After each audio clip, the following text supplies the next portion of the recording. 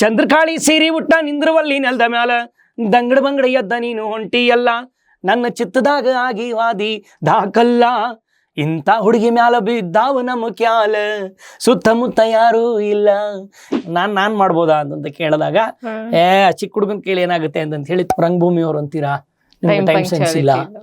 So ಇಲ್ಲ sir ಅಷ್ಟು ದೂರದ್ದು traffic ಹಿಂಗೆಲ್ಲ ಆಗೋಯ್ತು ಅಂದಾಗ ಒಂದ್ ಸಣ್ಣ ಮಾತುಕತೆನಲ್ಲಿ ಇಲ್ಲ ನಾನು ನಿಮ್ಗೆ ಕೊಡಲ್ಲ ಹೋಗ್ರಿ ಅಂತ ಅಂದ್ಬಿಟ್ರು.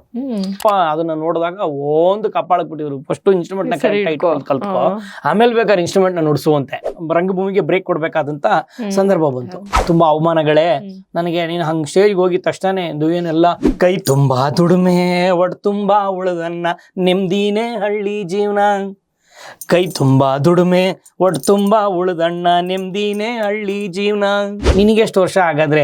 ನೀನೇ ಸ್ಟೇಜಲ್ಲಿ ನಿಂತ್ಕೊಂಡೆ 37 ವರ್ಷ ಅಂತಂದ್ರೆ ಅದೊಂದು ಸ್ಪಾರ್ಕ್ ಇರ್ತದಲ್ಲ, ಅದು ಇಡೀ ದೇಹದಲ್ಲೆಲ್ಲ. ನನ್ಗನ್ಸೋ ಪ್ರಕಾರ ರಂಗಭೂಮಿಲಿ ನಾನು ಶ್ರೀಮಂತ.